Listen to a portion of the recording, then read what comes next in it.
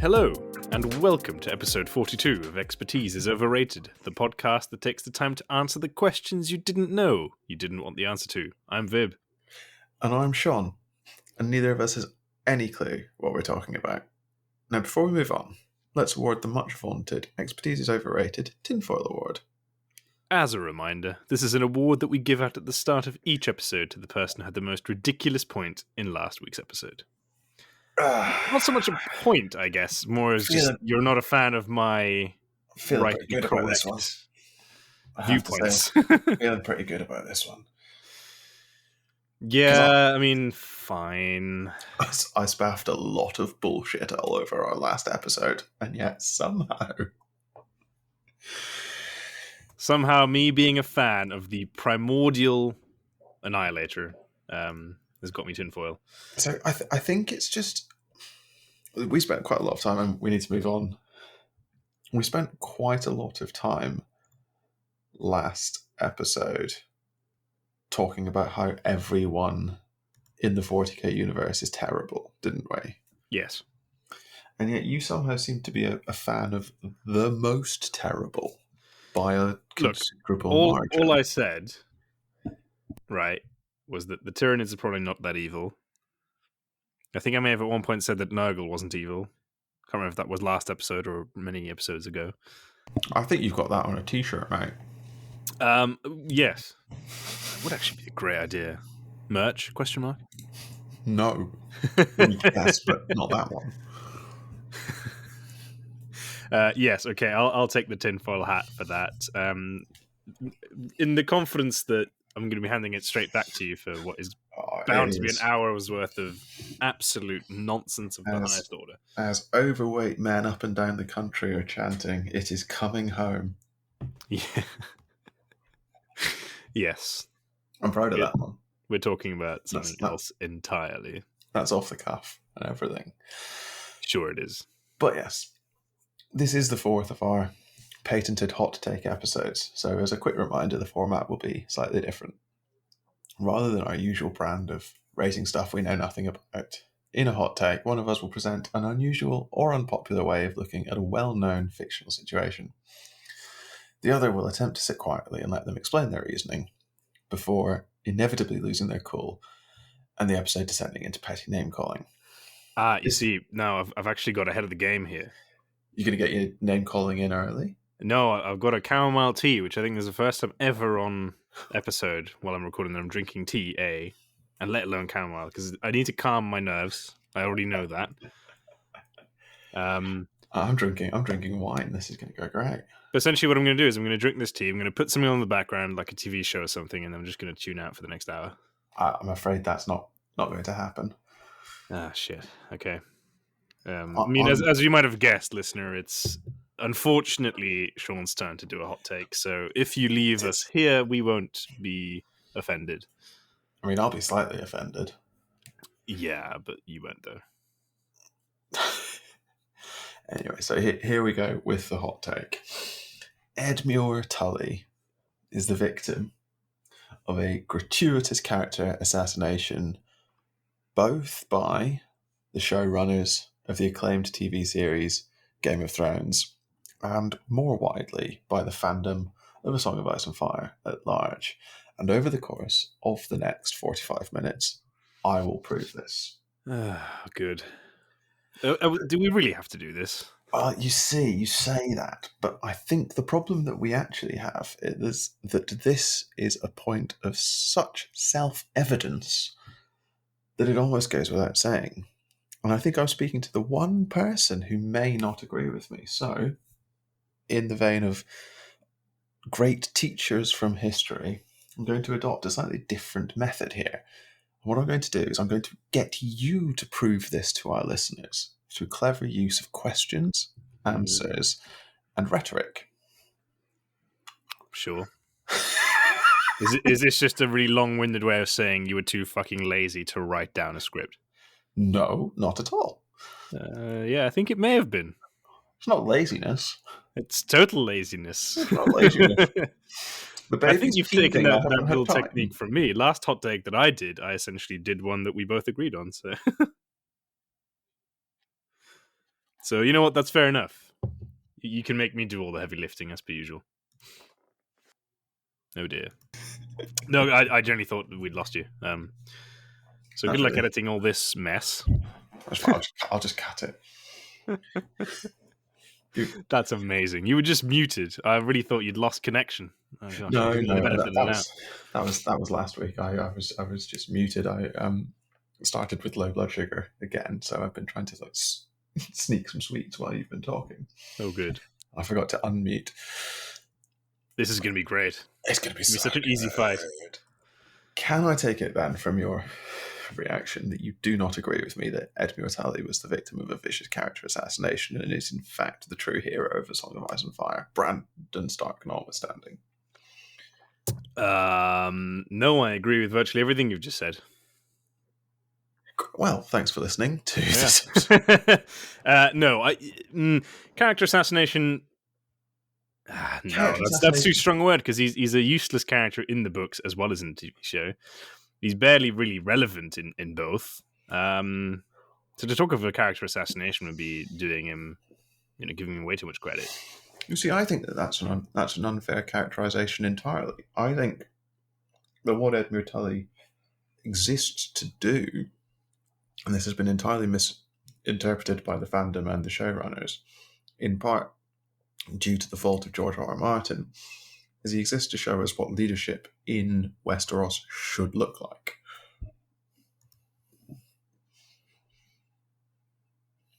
Actually, I've stunned you into silence. Oh no, I'm just walking away. Oh, fair enough. I guess, what does it mean? This is the start of my Socratic method. What does it mean to be a feudal ruler? I don't know, Sean. What does it mean to be a feudal ruler? That's not how this works. Oh, it could be, couldn't it? It could be a nice hour of back and forth. What do you think it means? No. If you're not going to play ball, then I'll just have to talk for an hour. Yes. Damn it, I thought that threat would work. Anyway. I existed to prove you wrong, not to prove myself right. I was about to complain that you were not helping, and then I remembered that that's the point. So, yes, it really rather is, isn't it? What I would argue is that Edmure Tully exists as a pure example of the classical ideal of a feudal ruler. Now, what I mean by that, I mean, you can see this quite clearly in some of the excerpts about him in A Clash of Kings in particular. The paragraph that stands out most, to me at least, and I'd be genuinely interested in your view on this, is when we see Catelyn Tully return to Riverrun. Sorry, Catelyn Stark return to Riverrun. And it's absolutely rammed full of small folk. She looks around and she says, who are these people? Why are they here? And Edmure, her younger brother and heir to Riverrun and indeed acting lord in Hoster Tully's illness, says, well, they are my people, and they were afraid.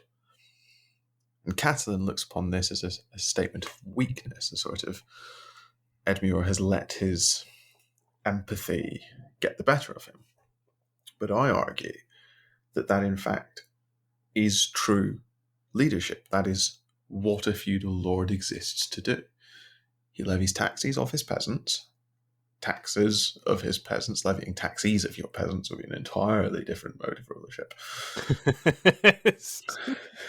And in return, because you are the one capable of raising an army and bearing arms, you protect the small folk during times of strife, whether that be winter, as we see in the north, or because the river lands are just Westeros' battlefield, times of war, times of conflict. So that is leadership right there. That is the example of leadership, I think, one of the best that we see in A Song of Ice and Fire. That is the way his brain works. That is the way that is the way his soul turns when presented with people in need. He looks to help them, and he's one of the few lords in Westeros that we see who does this. No. I mean,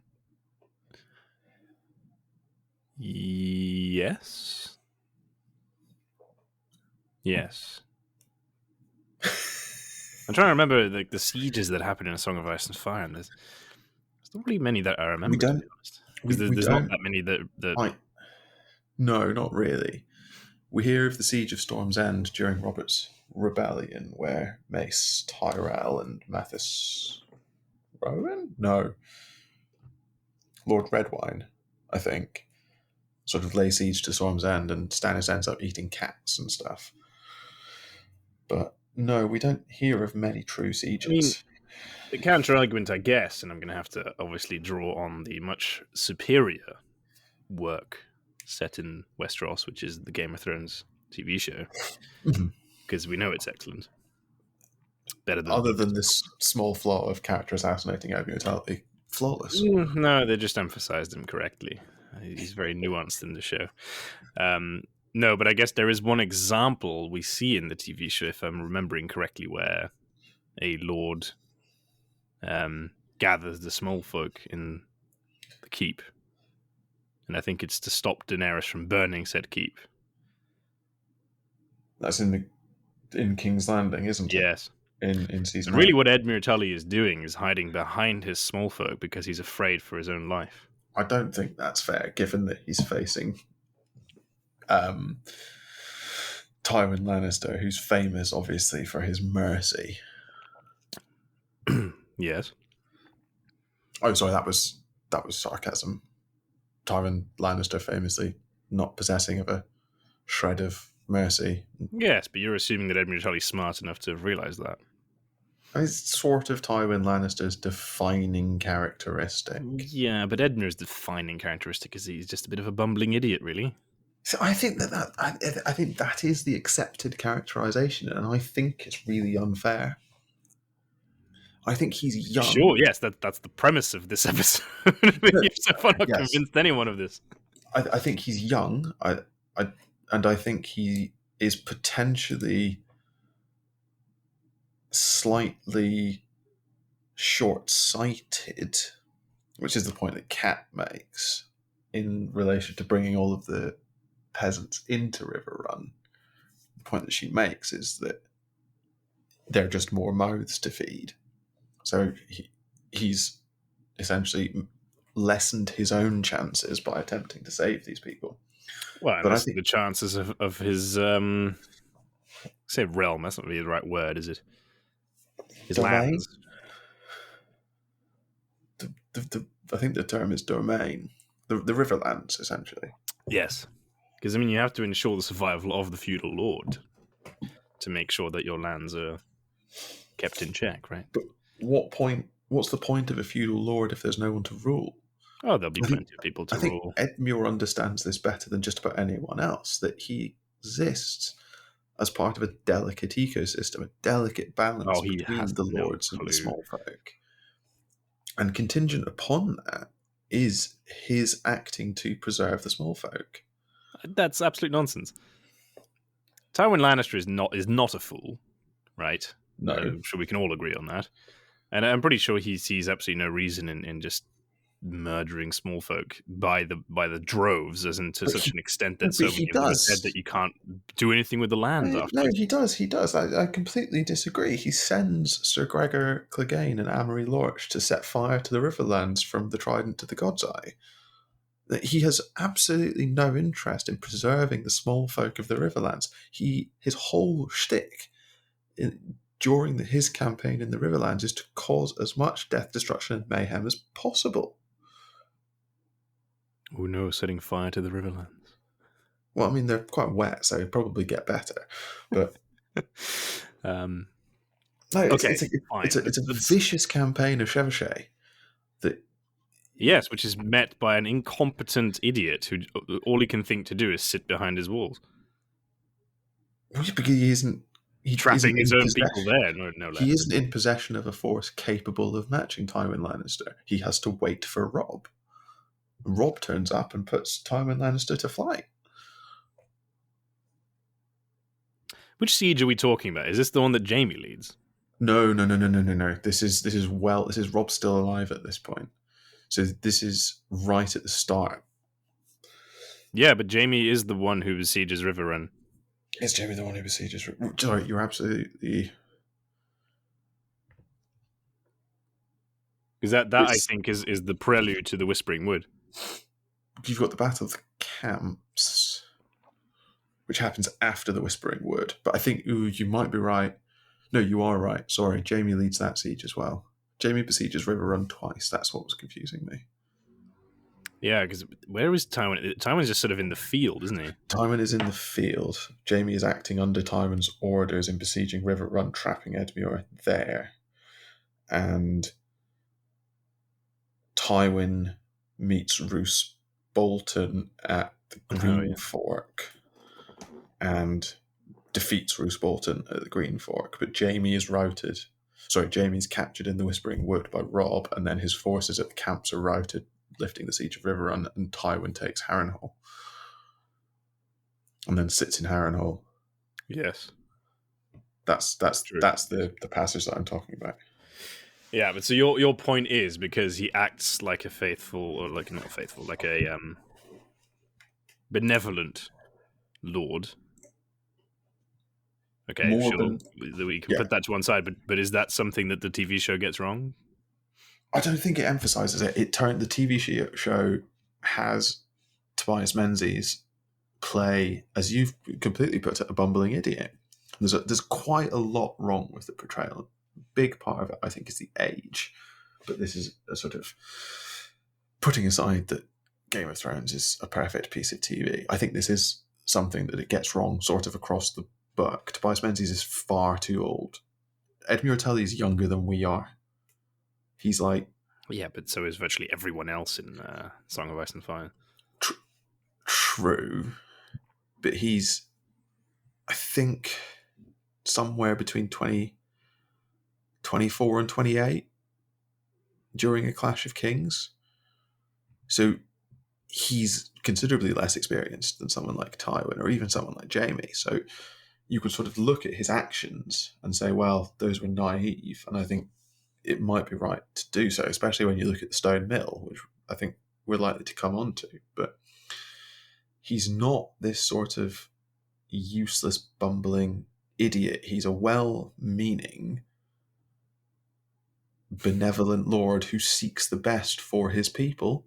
And I don't think there's many lords in A Song of Ice and Fire of whom that can be said. Ned, maybe, but Ned has some pretty serious failings of his own. Holy shit, that's the hot take you should have done. Where the fuck has that come from? Right, to be fair, Ned has very few failings. That's not true. My word, that's a sizzling hot take there. Ned has precisely one failing, and that's that he doesn't understand his own political role in King's Landing. Yeah, no, that is quite a central tenet of his character, unfortunately. My goodness. Sorry, I very nearly veered into insanity there. I just wanted to talk about Ned for a second because it really amuses me. The whole search for Jon Arryn's killer is flawed, but more than that, when he's trying to get Sir Hugh of the Vale to come and talk to him, and he sends Jory, and Jory comes back and it's like, oh, you won't talk to me, I'm just a captain of the guard, and he's a knight. The correct response there is for Ned to send Jory back with 20 guard and go, you were summoned by the hand of the king, get yourself to the fucking tower. Yeah. Rather than be like, oh, I'm sorry, sir. And Ned just continually fails to appreciate his own power, especially with an absentee king like Robert. But that's by the by. But he's the only other lord, I would venture, from whom you see this sort of genuine care for the people that they purport to rule. Everyone else seems to be for what they have. And I think you sort of got Daenerys' pretense of it, at least. I don't know that it's a pretense with Dany, but it's very different. And Dany never loses sight of what she considers to be her birthright. And that is her absolutely driving tenet. Whereas I don't think it is for Edmure. Edmure is all about duty. He's all about self-sacrifice, essentially. You see this at the Red Wedding, where he happily, but willingly, more than willingly, agrees to marry Rosalind Frey to clean up Rob's mess. He'd be well within his rights to be much more of an arsehole about it. Yeah. And he just doesn't. Again, he recognizes that this is the best way to ensure peace. Now, granted, he's wrong because Walder Frey is an idiot, but Sure, but I'm still not entirely sure that you're doing that you're giving any credence to a character assassination having actually occurred. I was trying to think back to the first time we see Edmure Tully in a TV show. Is it the funeral? He misses the shot at the funeral. Yeah, which does also happen in the book. Which does happen in the books, but it's treated completely differently in the books. Yeah, because he's essentially just grieving, right? I guess is probably the best way of putting it. It's grief, and also the Blackfish behaves completely differently. And I think the real problem that Edmure suffers from is he's allowed to be the butt of jokes to allow other characters to look cool. So at Hoster's funeral, we see the Blackfish make the shot and then slam the bow into Edmure's chest and walk off. Whereas in the books, Brynden takes Edmure to one side and goes, Hoster couldn't hit it when our father died. This is fine. It's okay. You lost your father. It's okay to be grieving. Sure, and then you've got the stuff. I just think... But that could just be a change in character of the Blackfish's character, rather. But it could be, but it's done at the expense of Edmure's character. And you see it more, well, not more, but again, in the Great Council in season 8 with the classic sit down uncle line, which is given to Sansa when Edmure starts to make his case to be king. And Edmure, of everyone sitting around that council, Edmure has far and away the best, not claim to rule, because none of them have a claim to rule, but sort of cause, essentially. He is the best place to be king from a having been raised to it perspective. But that's given no credence, no thought, no... it's not taken seriously. And instead we just get a yippee moment for Sansa being waspishly, sit down, uncle. And then he sits down sheepishly rather than saying, shut the fuck up, little girl. This would all be a fair point if you weren't quoting or using material from what might be one of the worst seasons of tea ever produced. But that's my point. No, I'm not going to allow that. I thought season 8 was flawless, though. It is. Of course it is. I'm speaking very sarcastically, of course. It's fantastic, and Edmure is clearly represented 100% accurately in it. No, but the onus is on you to prove this character assassination in seasons 1 through 5. Oh, I can't use the later seasons, can I? No, not at all. I mean, to be fair, he's barely in any of them, isn't he? Well, no. So I've got 2 scenes in that case. Yes, you were the one who picked the hot take. I didn't know I was going to be so hidebound. Because I mean, you can't just because then your hot take is just that David Benioff and D.B. Weiss are terrible writers, which is not a hot take. No, to be fair, that's not particularly. That's just a take. It's not even a take. It's just true. Okay. The onus is on you that George R.R. Martin's screenwriting assassinates Edmure Tully.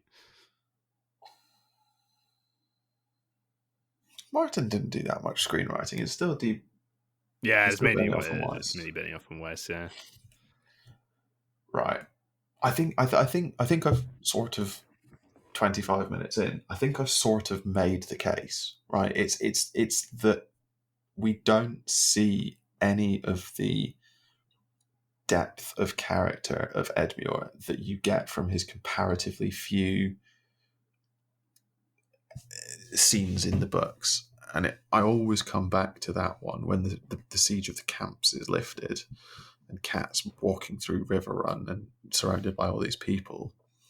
And Edmure's perfectly simple explanation for why River Run is absolutely rammed full of people is because they were my people and they were scared. And you don't get any of that from the TV show at all.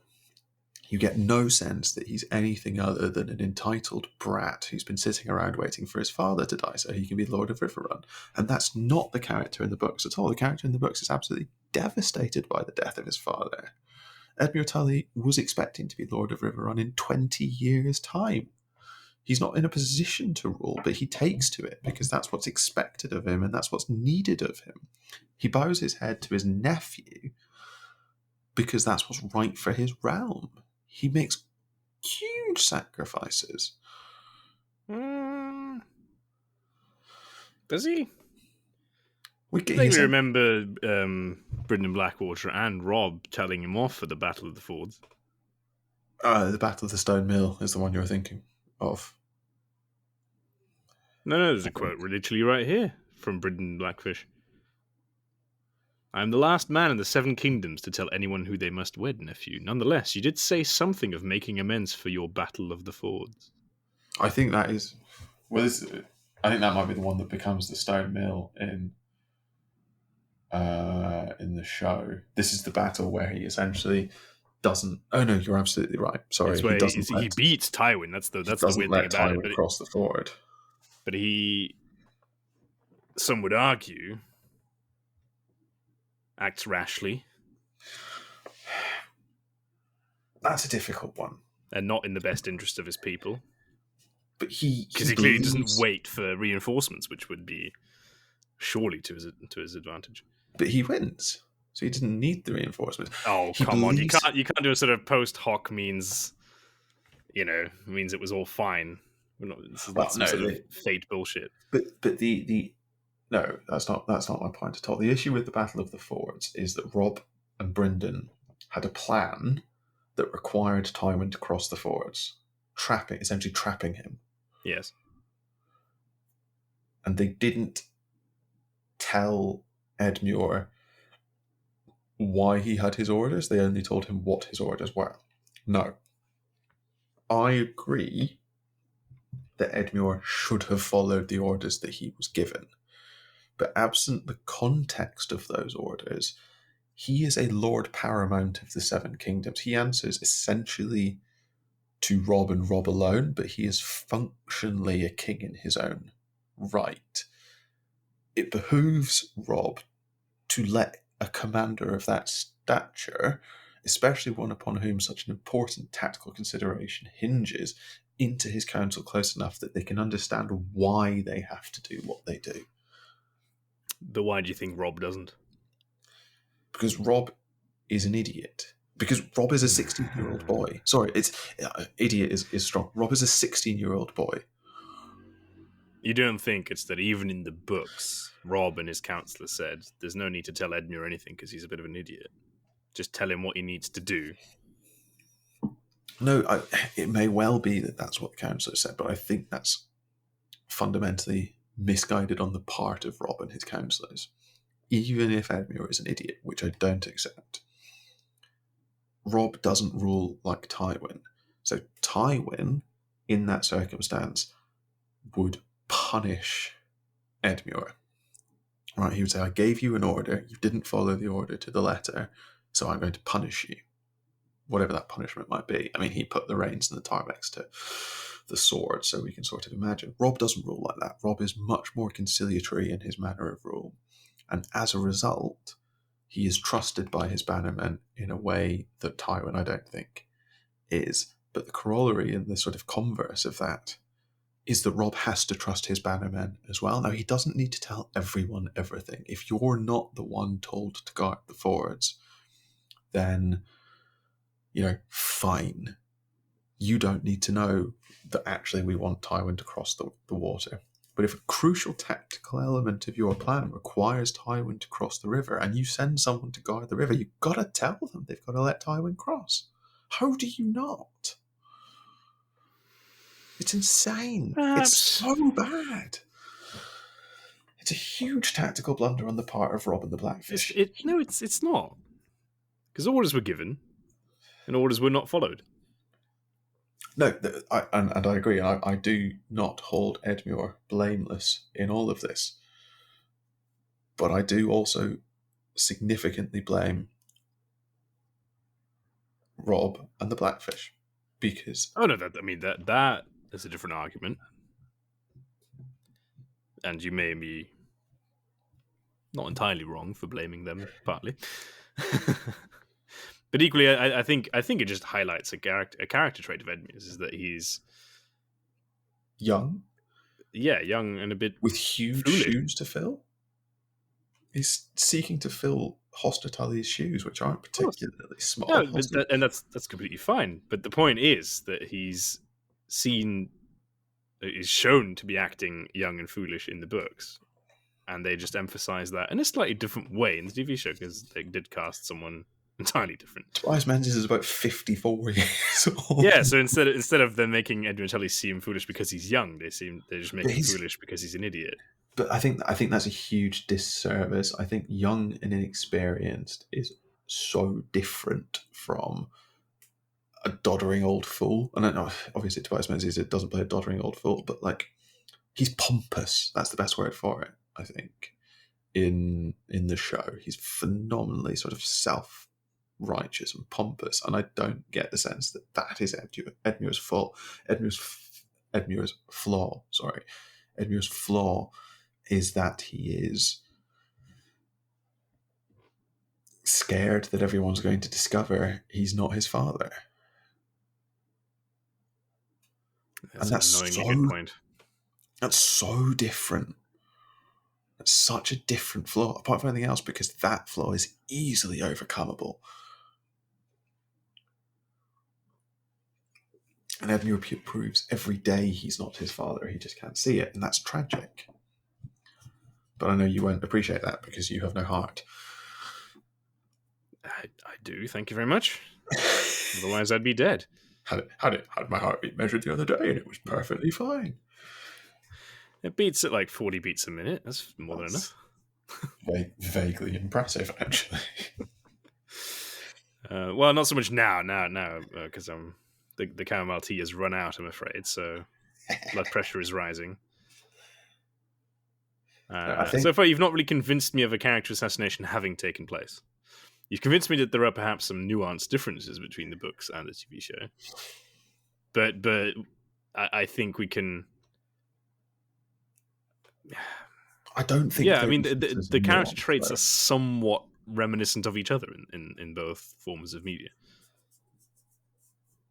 But the reasoning for them, I guess, is different, as you put just now. I think that's the point. So the flaws manifest in very similar ways, and the Battle of the Fords is a good example of this. But their sources are so different, and it's those sources that depend on that make the determination, as to whether or not Edmure is an empathetic character or not. And Tobias Menzies is, for all that I think he's a phenomenal actor, he's not an empathetic Edmure.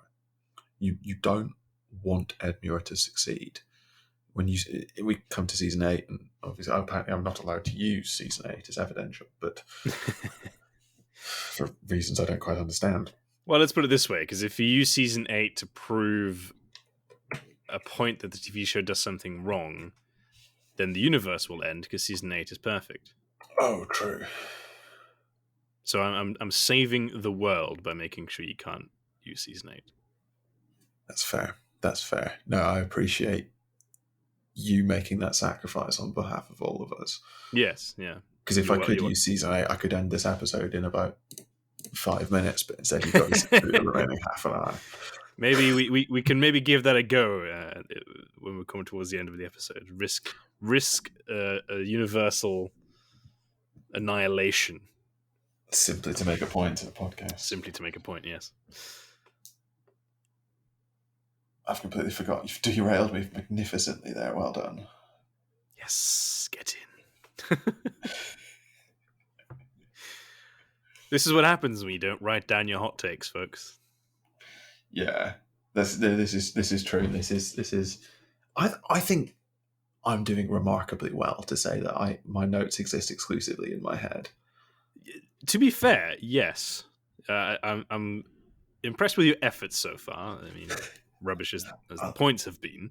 I don't know that I was ever actually going to convince you of this, given that the point of a hot take is you not being convinced. Exactly, but I do take some pity on you because you have a baby at home who's teething, so that's surely not fun for anyone involved. It's really difficult. I was going to write my script yesterday while she napped, and then she napped rather than for an hour. She napped for 25 minutes, and I was just like, well. But you know what that proves fun. Is that even a baby could realize that your point was stupid, and she very kindly made you not waste your time on writing such drivel. I don't think that's what that proves. I think it is. Once she speaks English, which I'm hoping is in like a couple of weeks, we will ask her and she'll say, "Oh yes, of course, it's because." Oh yeah, no, I knew that's what was going to happen. How upset would you be if your child agreed with me on like virtually every point we've ever talked about? Yeah, that'd be really upsetting. And I need to ensure that doesn't happen by setting her against you at every possible opportunity. Oh dear, we've caused some sort of bizarre war. Okay. Right, have you got any more points for us before I derail this episode even more? Back to Edmure Tully. Do I have any more points? Just to bring it back to the Frey wedding, Edmure Tully marrying Rosalind. the not Frey. Completely hideous one, yes. Apparently she's vaguely pretty. Like, yeah, I think that was the thing, right? That she was one of Walder's. She's a granddaughter. Who knows with Walder Frey? There's just granddaughter or daughter or maybe both. Because the range of ages for his daughters is also quite astonishing, isn't it? It's quite distressing. But no, so the point there is that, as Lord Paramount of the Riverlands, Edmure Tully would be well within his rights to choose a wife that is necessary for him to cement house alliances. Marry a Bracken or a Blackwood or there aren't really any houses in the Riverlands. A Mallister, or indeed someone from the north to cement a sort of cross-border alliance like that. But he doesn't. Rob says, I need you to marry a Frey because I couldn't keep it in my trousers while I was very sad. So would you mind marrying a Frey for me? And he goes, well, that's a bit unfair. But yeah, all right. I think that's, again, putting the needs of others before himself. His only question is, would it be all right if I see her before I marry her? And I think that's a joke. I think that's Edmure Tully making light of the situation to make everyone else feel better. God, you do have an active imagination, don't you?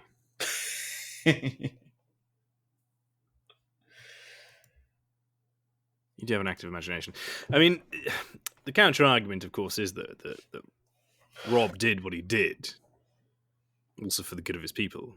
Long-term thinking on his part by trying to form an alliance between the North and the Westerlands. That's by marrying a Westerling.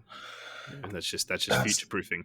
And as a result, Edmure just displayed a complete lack of flexibility. He should have been fully prepared for this. He should have kept the Freys under control. That's one way of looking at Rob's marriage to Jane Westerling, yes. I mean, you in this episode so far, you've nearly insinuated that Ned is not beyond reproach. Are you going to come dangerously close to saying Rob also has flaws? Rob does have flaws. Oh my goodness! Why is this not your hot take? Just assassinate the whole Stark family while you're at it. You're the one who doesn't like the Starks. No, I always said the key to winning anything in Westeros is to kill all the Starks because they're so goddamn good. No, I mean Rob's marriage to Jane Westerling is childish fundamentally. Okay, come on. It's very easy to understand why he does it, especially because given that he grew up with John and he saw the impact of bastardry on John, and he doesn't want to run the risk of Jane becoming pregnant and giving birth to his bastard. Yes. But he, Nah, he had a long-term plan. An alliance with the Westerlands. He was always going to turn around on Walder and kick the ever-living shit out of the Freys, because I don't think anyone in the Seven, maybe even in Essos, would disagree that the Freys are a complete waste of space. If that's true, why doesn't he see the Red Wedding coming? Yeah, that It might be that you're insinuating that Rob is not perfect. No, I think that's just the horrors of war have led him to make one tiny little mistake and get beheaded, get his entire army killed, get his mother killed and his uncle imprisoned. Yes, but his mother's killing was ultimately a success, wasn't it? She is successfully dead, yes. Lady Stoneheart.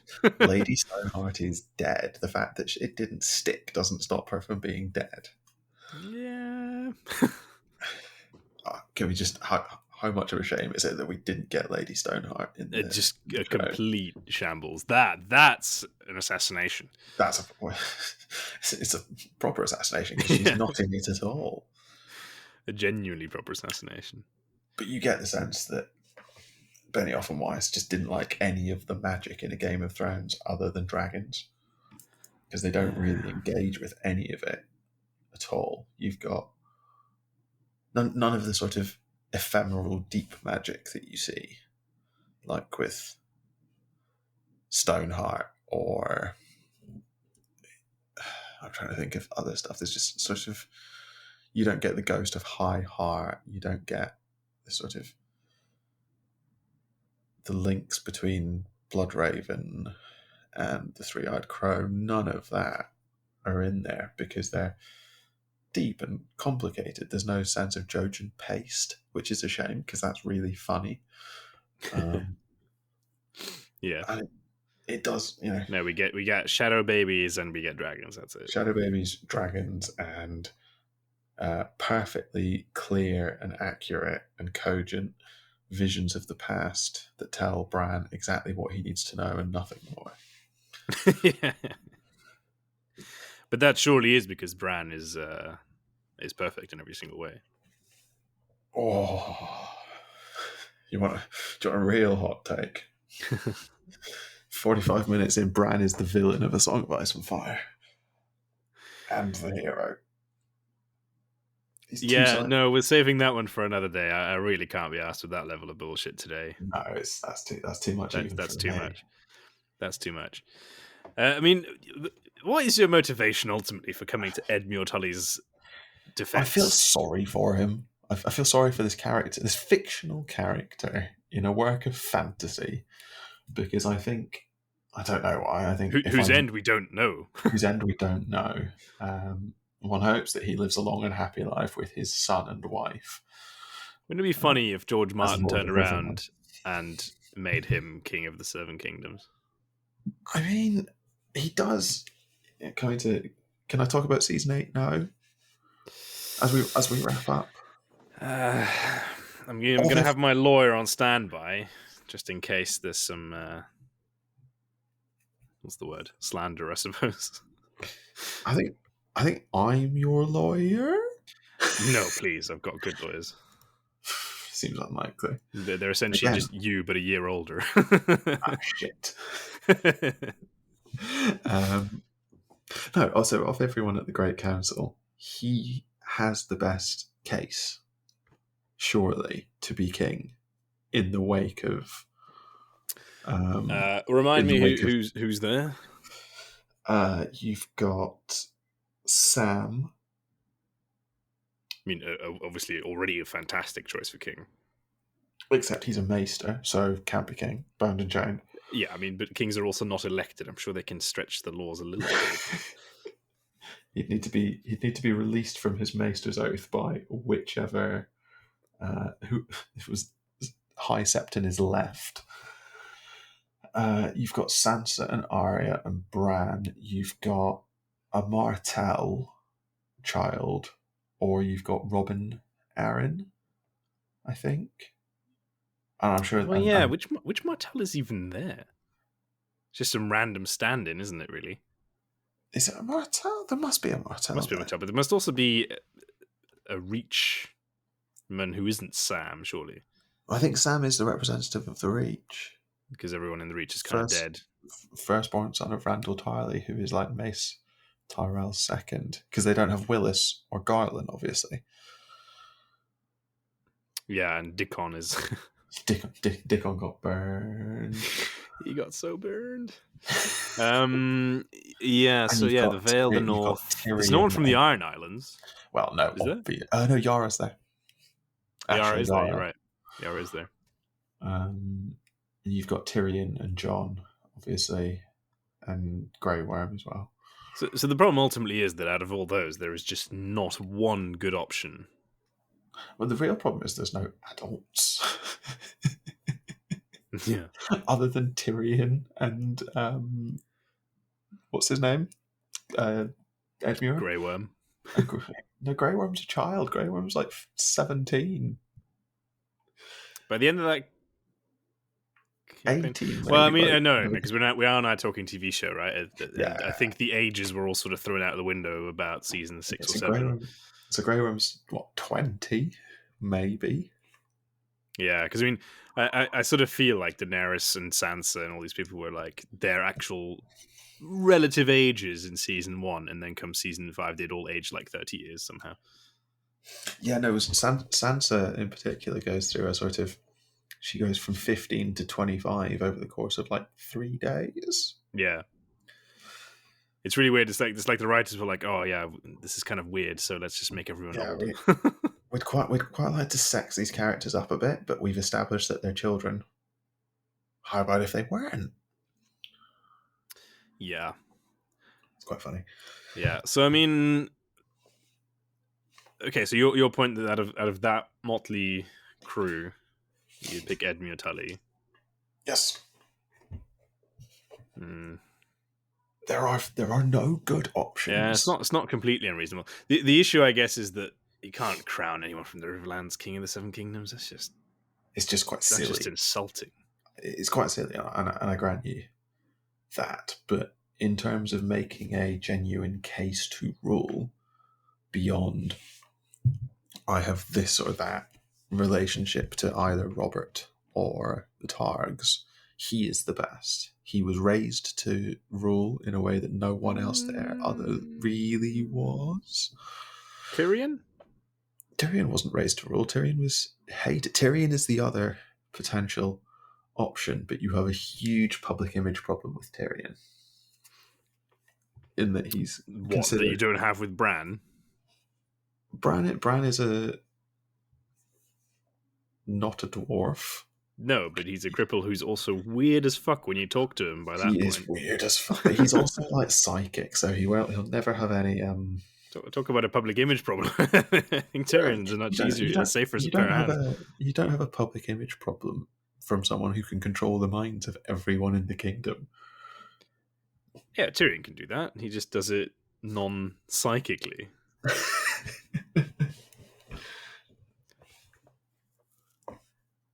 Yeah, I must say, I think Tyrion is your other option there. Though I think that is a fair statement. But I think he has too many. the Martell. It's just that's such a. But the Dornish are hated across the Seven Kingdoms, though they're like second-class citizens everywhere outside Dorne. you've still got the hang-ups from all of the various Dornish wars. Yes, that's true. Which is a problem. And they also probably don't want it. Now, I must say that I think your point is obviously bollocks, But and it's also been badly made. But I do agree with you that I really hated how they treated Edmure, specifically in that scene. sit down, uncle is absolutely egregious. It's just there's just no need for it, and it's an example of the fucking awful writing of that show. Yeah, perfect though it is. Because you can do that a completely different way. You can make the case that although Edmure maybe isn't good and true and pure of heart and raised to it and all of that, there's no way of being sure that his children will be the same. And putting Bran in and this idea of becoming an elective monarchy circumvents that problem, which is the problem that Tyrion makes when Sansa outs Bran as being infertile. Which, one, how does she know? Like, but also rude. Oh yeah, Bran. Yes. Bran can't have children, and Bran's sitting there going, how do you what? Why would you? I'm only 12. Yeah, gosh, yeah. Yeah. So I do think Edmure He gets done dirty in that scene. Yeah, especially because you have a point that he does come across as sort of caring and kind in the books, and you do think that if Book Edmure is in that situation, I think he wouldn't. I think he wouldn't even stand. I think he'd be perfectly happy to just go back to the Riverlands and take care of the people there. I think that's true. I think that is true. I question whether he might think he should. This idea of I don't want to do. Those best suited to rule are those who don't want to. Is that another quote by Gandalf? Is it? No, I don't think so. Oh, he's so unsure. I don't think that's a quote at all. It's pretty much verbatim Dumbledore, but yes. Oops, I didn't mean to quote anyone. Anyway, this might fly in your courtrooms, all this niche knowledge that you possess, but it doesn't work here. I think you'll find it's actually Celeborn, but oh god, this will decide tinfoil, won't it? But what was I saying? I think you might see a sort of self-sacrificing Edmure recognize that he doesn't want to do it, but of everyone there, he is the best option, and so he sort of feel almost duty bound to put himself forward before Bran gets in his head and stops him from saying it, so that Bran can be king. Yeah. Now it'd be interesting to see what happens to Edmure's character going forward, because currently he's nothing. In jail, I think. Is he in jail? Is he under house arrest? Because Jaime threatens to throw his baby over the walls of Riverrun in a trebuchet. Does he do that in the books? Oh, I don't remember. No, Edmure is at Casterly Rock. Is Edmure at Casterly Rock? That seems unsafe. Yes. Oh, he's going to die when Tyrion takes Casterly Rock, isn't he? He is going to die. Oh. That's exactly what's going to happen. And then that instantly just proves your point that he's at all relevant to the series. I must say, every time we do A Song of Ice and Fire... You and I look at A Song of Ice and Fire so differently. Yes, I look at it correctly. But every time we talk about A Song of Ice and Fire, because it's been such a long time since I actually read the books properly, and yes, I did read these ones. You'll be pleased to know. That's why I don't understand them at all. That must have taken you a while. Yeah, a couple of days, really. Those books are like crack. I don't know what it is, but I told myself that I'm not going to bother rereading all of them until the new one comes out. So naturally, I'm never going to reread them. And so I have to spend some time on the wikis to sort of refresh my memory as to Yeah, what's going on. And the sheer number of names and characters that, it's even on a wiki page, come up and like, who the hell are these people? so I always don't want to call it deep because I'm not. Well, it is in some ways, but it's also just like, why reuse a character if you can invent a new one? There's an element of that, although I always got the impression as I was reading that they did serve a purpose and they kind of made sense, right? I don't know how it's possible that I read all those names once upon a time and sort of took them for granted and was like, yeah, that makes sense. Whereas now, when you're sort of confronted with them in a summary page, it's just mind-boggling. Why are there Blackwoods and why are there Wents and why are there Mallisters and Pipers and Vances? All these families that we know of are somehow I mean, relevant. It's just annoying. I think the theory is to make the world feel, deep and lived in and vibrant and all of these nice words, but it sort of just makes it exhausting. Yes, and it very much lends itself to one of my favorite arguments about why the numbers don't make sense. And I Okay, swear one day we'll talk about that I in an want episode. to do that for 40k because I was reading something on Reddit about why the numbers don't make sense in 40k and it amused me. Oh, well, 40k is the perfect example. But I feel Yeah, even A Song of Ice and Fire at this point it becomes like that because there are so many nobles that you have to wonder what the population of Westeros is. You're talking millions, if not billions, of people at this rate. Assuming a well, sort of it's meant to be this, relative frequency or an expected frequency of nobles amongst the people. and I don't know what that expected frequency is, and that's a good question. To be fair, But if you take the sort of real estate, right? You take the Riverlands, not that big ultimately. And you got a Lord Paramount, you got an untold number of lords. That's already huge numbers of people. but I mean, Westeros is meant to be the size of South America, Is it actually? so George Martin has said. Does Because that include the lands of the north? Yeah, I guess. I don't know if that includes everything up to the wall or beyond the wall as well, but like Yeah, that's the big land. scale that it's meant to be on, rather than the sort of what I think. I don't know about you, but I certainly, when I first read it, thought it was meant to be maybe like the size of France, maybe slightly bigger, No, well, because it's got such. or even Britain, because like the Vale is so Welsh. Yeah, well, I feel like that the regions are sized sort of everything modeled to on it, me. right? Yeah, and then you got a little bit of, I guess, Southern Europe with Dawn. So that's always what I pictured is sort of Spain to Scotland. That sort Spain to of Scotland, yeah. yeah, that sort of stretch is always what I pictured in terms of size.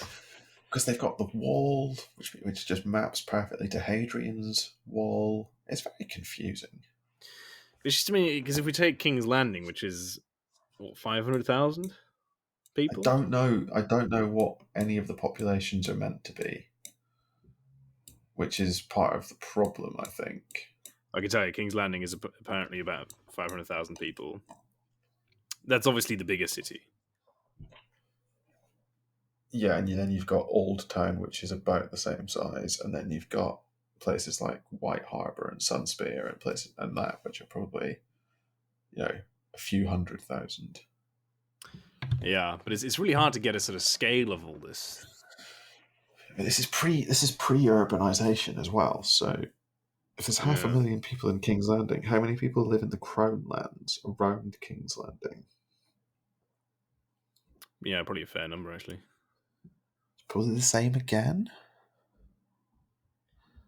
Maybe let's have a look at the Westeros wiki. Does it give us a population? I wonder. Probably not, right? That would be funny, but yeah, I don't think we're going to find that, unfortunately. Anyway, I think we're massively getting off track. Um, 75 million, according to asoiaf.westeros.org. in Westeros. 75 million. Okay. A forum of ice and fire. There's a lot of people. You never really get that sense, do you?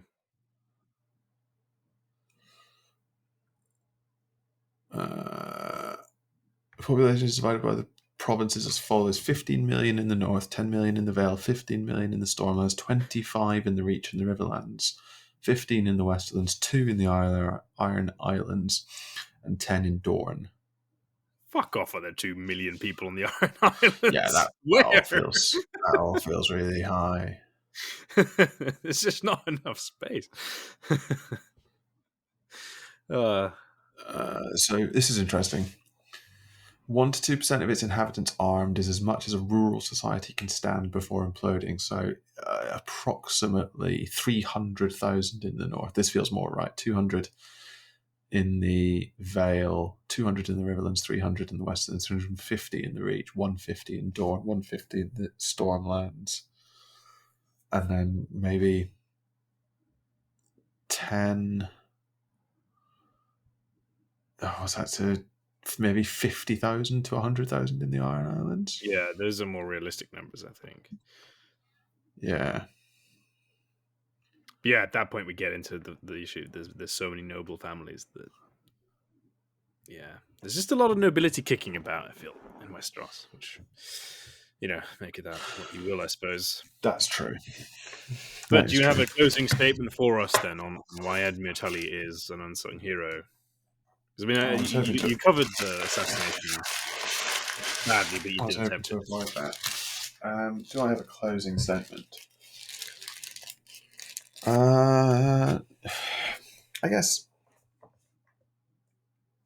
Edmure Tully is an easy target to mock, especially given his portrayal in the show. He's in the show pompous and self-serving, but again carrying an inferiority complex.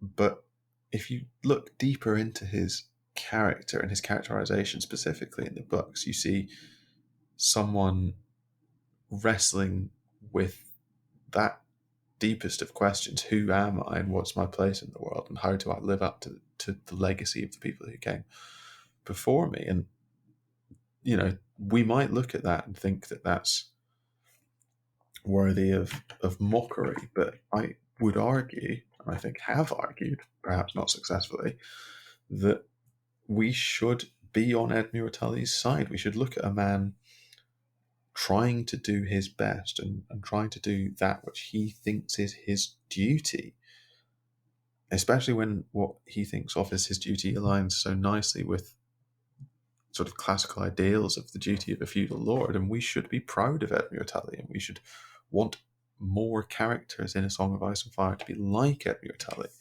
Stannis Baratheon is held up as this great example of what a leader should be. And Stannis Baratheon is an odious incel. By contrast, Edmure Tully is the best example on page that we have seen of true chivalry and true feudal values. And we should not shy away from that fact, because Benioff and wife are incapable of portraying a character of nuance on screen. Thank you. And thanks for listening. That, folks, is exactly why Sean is, in fact, not a litigator. But yes, well done. I must say, I'm impressed that you managed to get this far after you didn't have time to write down a script, which is usually what we do for the hot takes. And also, I thought that wasn't a bad closing statement. It's the sort of closing statement you give when you know your client is absolutely fucked. And I think that more or less sums it all up, doesn't it? Yeah, I'm sorry for not entertaining your idea of you getting me to answer your questions, because, frankly, I'm as lazy as you are. You completely scuppered my plan. My whole idea, I had this idea yesterday when the baby woke up at sort of half an hour into her nap, I was like, well, I'm not going to be able to write anything now. I'm not going to have any time. So I will basically do a call and response hot take where I ask lots of leading questions and essentially bring you round to saying, essentially find a way to force you to say Edmure Tully. But you refuse to play ball, which is really unkind of you. It's almost like I don't entertain that kind of fucking bullshit. But nice try. Nice try. I thought it was a good idea. I do rate I it. forgot I just had an absolute dickhead for a co-host. I mean, that is something you definitely should have counted on. I'm sorry. Yeah, I shouldn't have forgotten that. That's one of the universal truths on this show. But well done. I'm sure that people will. I'm going to be hearing about this one for weeks. Yeah, because no one ever agrees with you, so I'm sure this time will be no different. I feel like Monkey's going to be really mean to me in our Discord as well. I think he might be. The issue is that you're by no means wrong in saying that Edmure's character in the TV show was a complete and utter joke, which was just terrible writing. I'm sure there's a hot take episode on how Benioff and Weiss are actually good writers, and we're just too stupid to see it. I have something bubbling around Mad Queen Dani shouldn't have been unexpected, but I don't know how hot that is. This is the thing, that's not particularly hot, I don't think. Yeah, because I certainly seem to agree with that to an extent. If we lean on the books very heavily, which we always must, I guess, but in a TV show, it did come out of nowhere a little bit. Yeah, I think part of it, yeah. If that's something people want to hear, then I'm sure they can let us know. Let us know. I won't do it here. And no, I think that this charade has gone on for long enough. So I think all that remains is to say thank you for listening to this episode of Expertise is Overrated. No doubt, I've said some things that were both objectively wrong and downright offensive. As ever, feel free to let us know. Rate the podcast and leave us a comment, or drop us an email at expertiseisoverrated@gmail.com. Tweet us at ZeroExpertise. Check out our website, expertiseisoverrated.podbean.com, or come join us on our Discord server.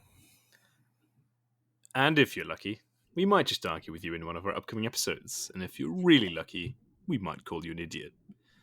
Next time, you tell us. You decide. Pitch your episode to us in our Discord server, and if we pick your idea, we'll give you a shout out at the start of the next episode. And of course, join us then for more nonsense.